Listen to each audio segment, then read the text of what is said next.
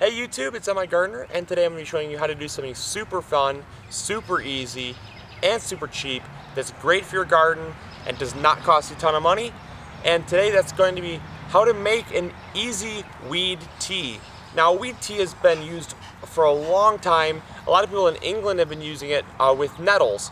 And so I don't have a whole lot of nettles around here, but what I do have is grass clippings everywhere. I mow the lawn and I don't have a bagger, so it just kind of sits in the lawn. But for the people that don't have a whole lot of room for a compost pile, don't want a compost pile, or don't want to wait for the time for the compost to break down, this is going to be totally for you.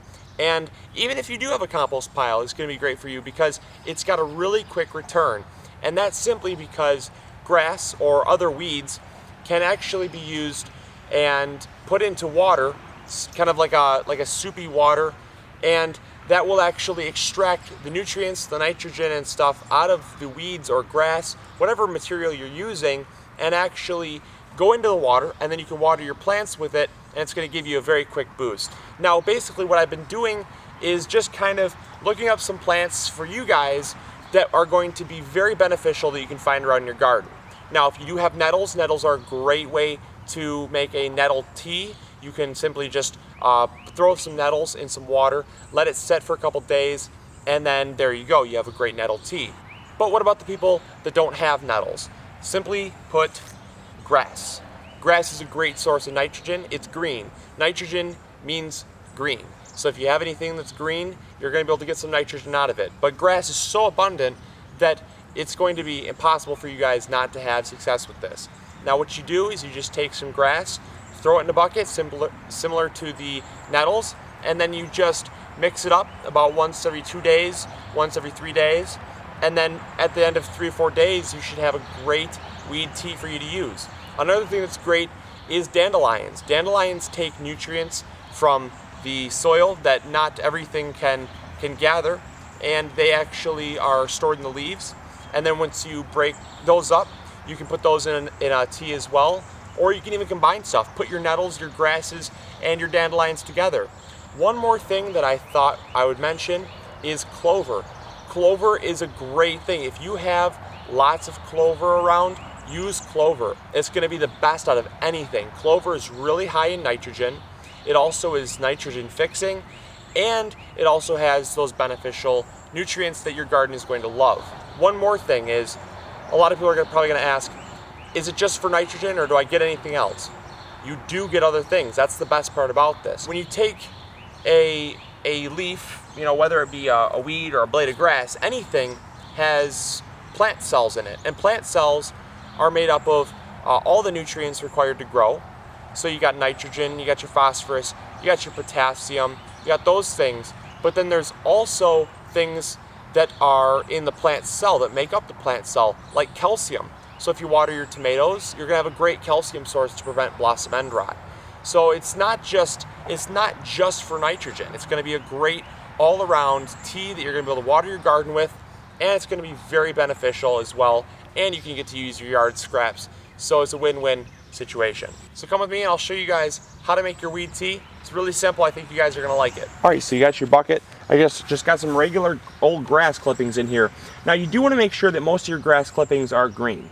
I tried to get most of my green grass clippings, tongue twister there, but I tried to get most of my green grass clippings because green means nitrogen. If it's turned brown like this, there's not gonna be a whole lot of nitrogen in it, and you typically don't even wanna use that. So I'm just gonna toss that out now that I found that. But make sure your grass is green, make sure your weeds are green, and as you can see over here, I got some beautiful clover. I don't want that growing right there, so I'm just gonna pull it. And it really doesn't matter what you throw in there because all of it's gonna have something to give. Some stuff has more nitrogen and other beneficial nutrients than others. So, just throw that nitrogen in there. I got a couple dandelions right there. Just kind of get some of this stuff from around your garden. Really doesn't matter, see? Just throw that in there. Then what you're gonna do is, if you wanna just add it like this is gonna be great. You can just add this to your, water, and then you can make a great tea. It's gonna work out awesome. However, I was kind of thinking about it, and I thought, what would be a better way to extract some nutrients? Now, I thought, mash it. So basically what I'm just gonna do, and you don't have to do this, this is gonna only help out the process even more. when you mash it, move this stick out of the way so it's not vibrating for you guys there. What you do is, if you mash it up, you're gonna basically break up the plant cells, and so your tea is gonna be made a lot faster.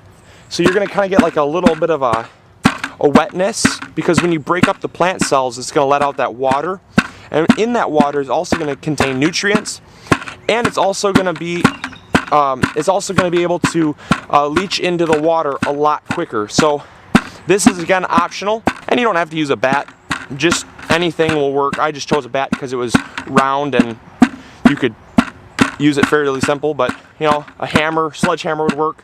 Anything really. So again, this is a 3-gallon bucket. I really don't have all that much in here. I mean, it's a good handful, but that's gonna be just fine. And you can always add more too. You really cannot add enough weeds. So then what you're gonna do is you're just gonna take your water after you mash it up, if that's the choice you're doing. Just take your water and just fill up your bucket there.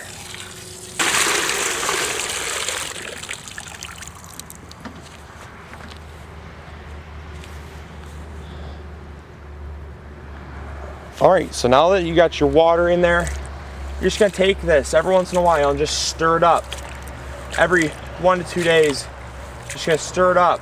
After 3 to 4 days, it should be all good to use.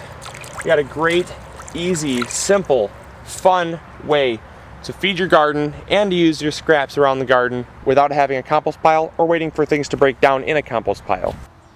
All right, so I thank you guys for tuning in. Hopefully you guys enjoyed this episode. Hopefully you guys will try it. And as always, this is MIgardener and Zoe reminding you guys to grow big or go home. And I'll talk to you guys in the next episode. See ya. Bye.